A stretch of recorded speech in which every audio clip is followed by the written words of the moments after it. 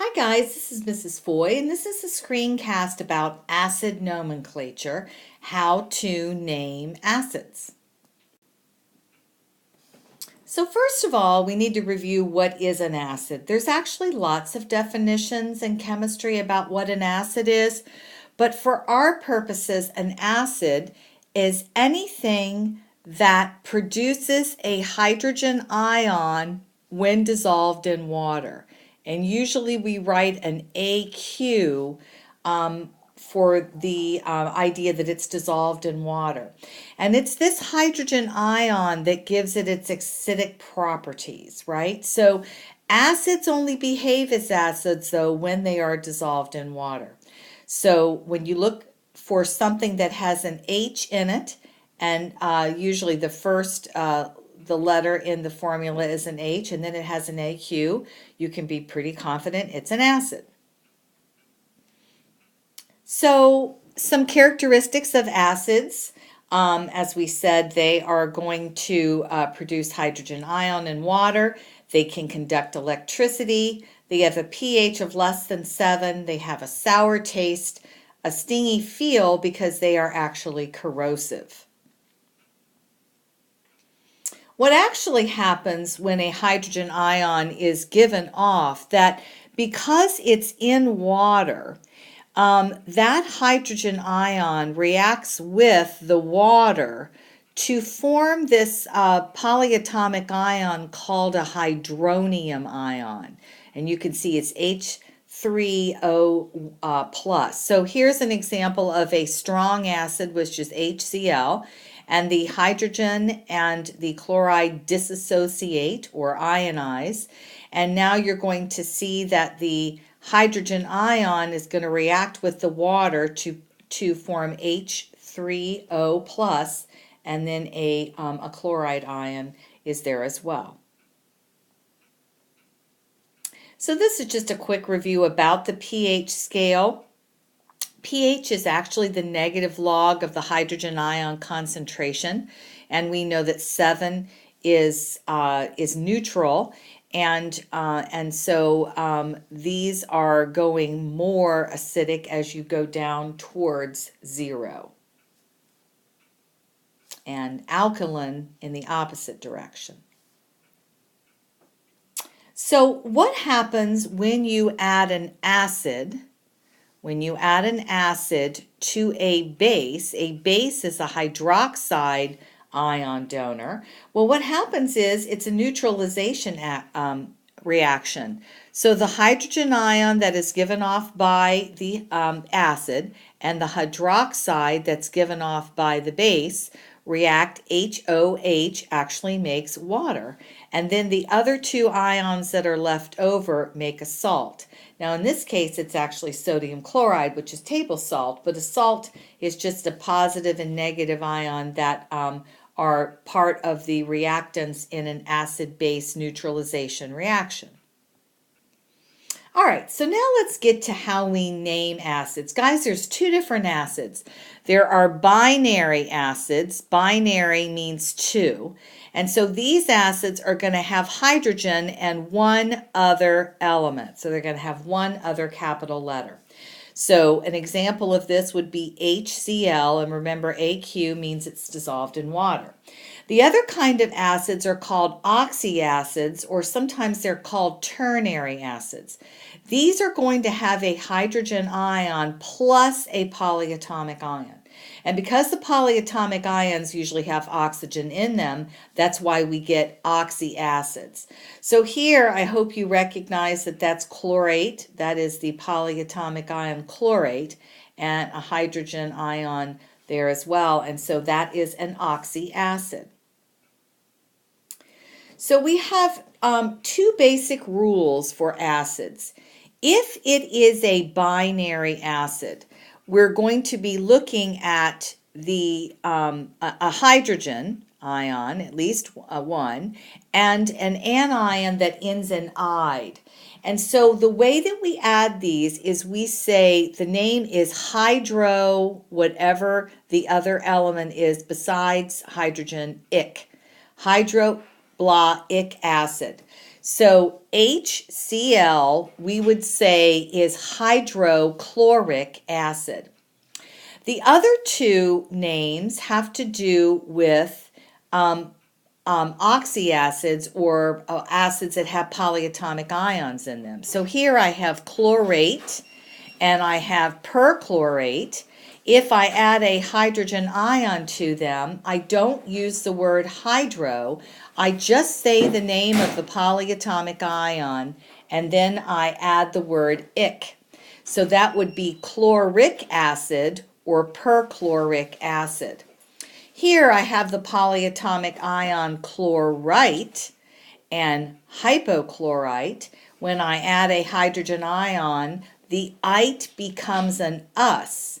And so I would say chlorous acid. So you should recognize that that is the polyatomic ion chlorite. Or this is hypochlorite, so I would say hypochlorous. Notice it is hypo, not hydro. All right, the only time that we say hydro if it's a binary acid. All right. So here's some examples of some binary acids. Let's take a look at these. Notice that every one of them starts with an H and it has one other capital letter, right? So it has an anion. Here, my anion has a -2 charge, right? Sulfide has a -2 charge, and so that's why I have to have 2 hydrogen protons here. Notice that the names of all of these start with hydro, hydro, hydro, hydro, and then they end in ic, ic, ic. So we say hydro plus the name of the other element, ic acid. Hydrochloric acid, hydrobromic acid, hydrosulfuric acid, hydrofluoric acid.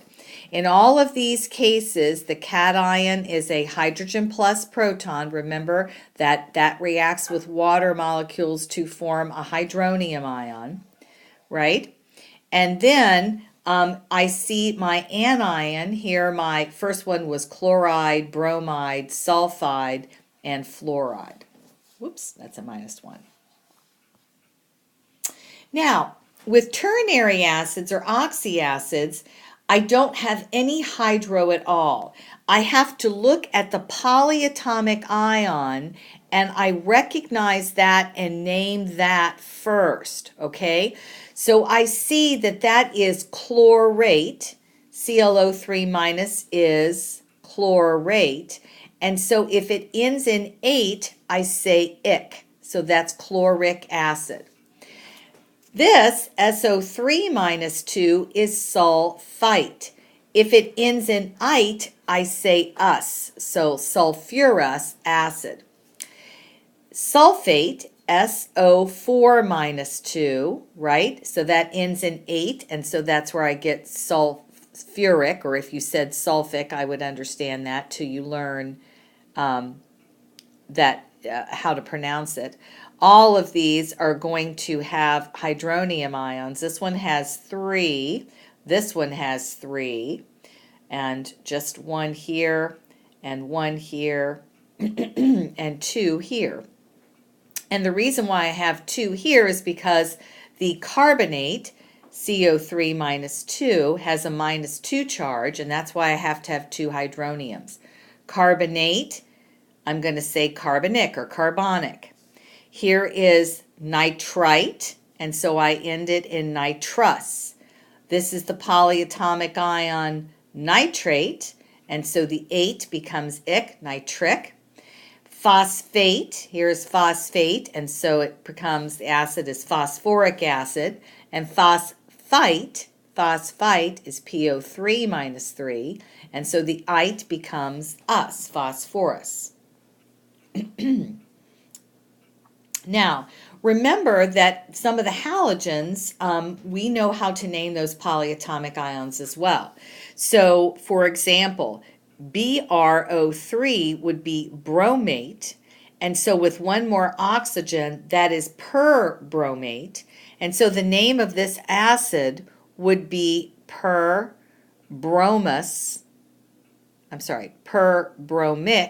acid, because it ends in ate, it's going to become an ic.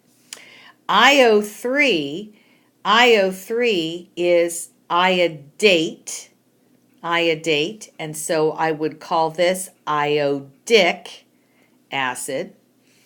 FO2, well, let's see, FO3 would be fluorate, so this must be fluorite, and ite becomes us, so this would be fluorous acid.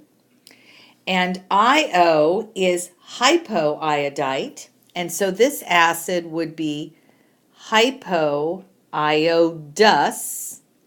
acid because ite becomes us. And technically we would need to put an AQ for all of these to show that they are indeed dissolved in water. So let's practice some of these, right? Hopefully you recognize that all of those are binary because it's just hydrogen and one other element. So remember how we name these, right? We call these hydro. So this would be hydrochloric. This would be hydrosulfuric, hydrochloric, hydrosulfuric, hydronitric, and hydrofluoric acids. Always hydro, then the name of the other element, and then ic acid. Hopefully you recognize all of these as oxyacids. Do you recognize those polyatomic ions? Hopefully you do. So this is acetate. That is the polyatomic ion acetate, and so 8 becomes ic, so I would say this is acetic acid. SO4 is sulfate, so this would be sulfuric acid. NO3 would be nitrate, and so this would be nitric acid. NO2 would be nitrite, and so this would be nitrous acid. CO3 is chlorate, and so we would call this chloric acid. And then ClO2 is chlorite, ite becomes us, and so this is chlorous acid. So I do have a video.